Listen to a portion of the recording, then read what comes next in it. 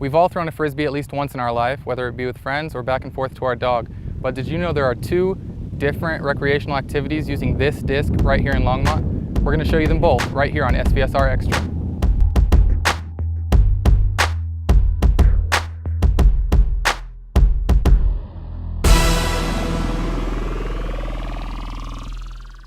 Today we're at Lou Miller Park and we're going to speak with local disc golf pro Michael Codry. So Michael, thanks for being with us. You're one of the local pros that plays disc golf in Longmont. It doesn't necessarily get as much attention as other major sports. Can you sort of talk to us just about the basics? What is disc golf and how you play it? Sure. Disc golf is a game of either 9 or 18 holes depending on the course. This course has 9 and you generally play every hole as a par 3. You can come out with your friends with one golf disc or with several golf discs if you'd like. And then you try to get the lowest amount of scores possible, trying to get under par. If you played 18 holes, par would be 54, so trying to shoot under par. And what are the rules? I mean, I know you use discs. Can you tell me where you start at and what you're looking for as you approach one of the baskets? Great question. So a hole like this or a basket like this would have a tee pad somewhere located, and all players would start from the tee pad. Throw in order, and then whoever's furthest away would go next. The different rules can be anywhere out of bounds. Sometimes water would be out of bounds, sidewalks can be out of bounds, trees at 6 feet or 2 meters can be out of bounds. And then you always have to be really conscious of your surroundings. If there's any pedestrians or anything else, then you don't want to throw, and you want to try to go educate them and let them know what this is. This is a disc golf basket. The discs are beveled edges, so they're a little bit quicker and faster and can hurt. So part of what the community does is really trying to tell, maybe the layperson how this can be dangerous and what this is, and maybe to stay, not the picnic right in front of it. So it sounds like the scoring is it similar to stroke play in golf, where you're counting cumulative relative to par? You got it, exactly. And so the lower the score, the better, and mitigating damage is the name of the game. And how long does it take to play a round of 9 or 18? If there's no traffic out here, I could probably do 18 in less than an hour. Wow. Tournament play, we play, it's not uncommon to play 5.5-hour rounds with longer and bigger and more technical layouts. And we're at Lou Miller. Where else can you play in Longmont? You mentioned Centennial. Clark Centennial's on 9th and Lashley, just north of the YMCA. This is a great facility. There's Valmont down in Boulder. There's courses in Denver, Fort Collins. I would direct you to either professionaldiscgolfassociation.com, longpeaksdiscgolf.com, milehighDiscgolf.com. Just get on the internet and you can find a course selector for all the courses near you.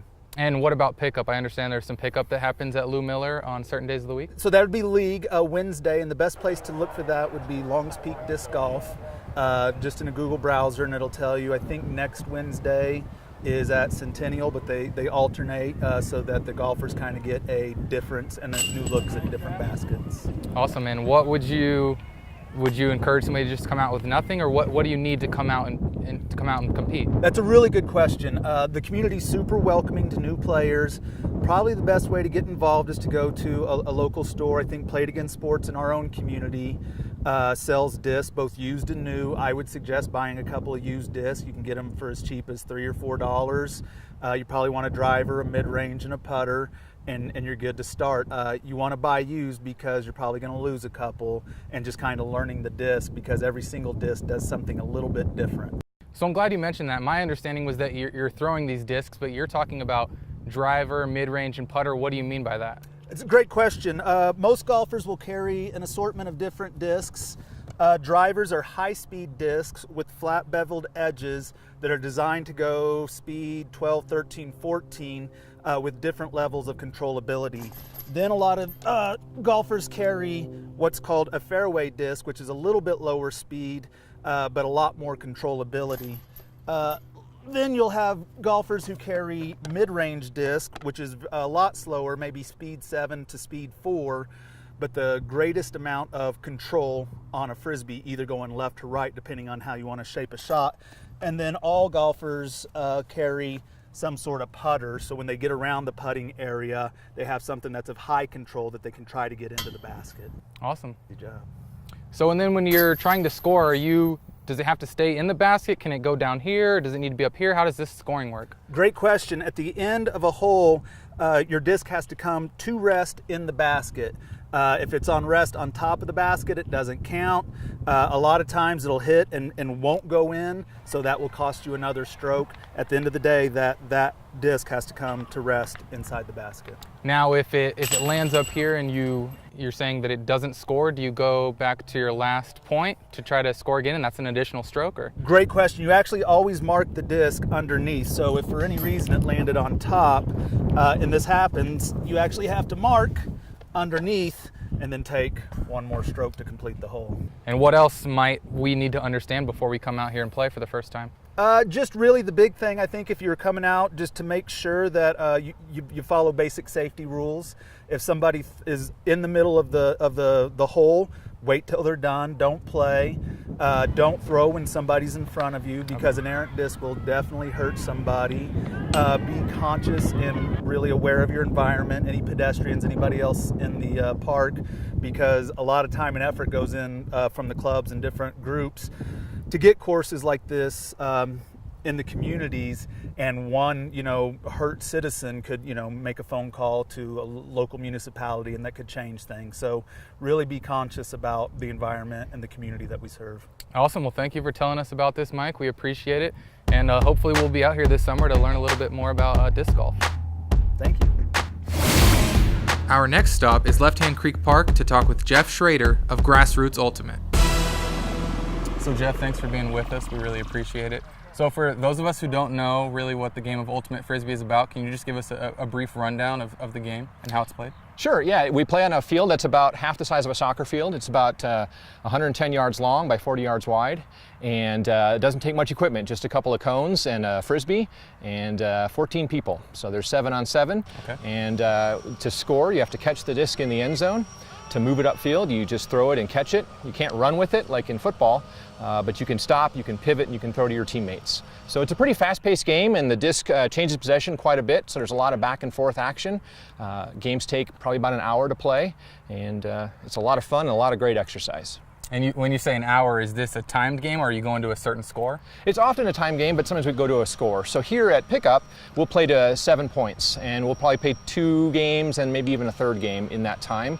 In league games, it's more like an hour and 10 minutes, and those are timed games to whatever the score is at the end. And every score, it sounds like, is just 1 point each? Yes, exactly. Okay, great. And so if I'm hearing this right, is this a continuous motion of the Frisbee? I know in football, play ceases and then you all come to a line and you start again. This sounds like you can just catch and pivot and just keep throwing. Mm-hmm. The game continues going until someone scores, and then we kind of reset, and the team that didn't score goes back to the other end zone, and then they throw, which is called a pull, back to the other team to start the next point. So there is a little bit of a time between points when there's no action, but the rest of the time we're constantly in motion and moving.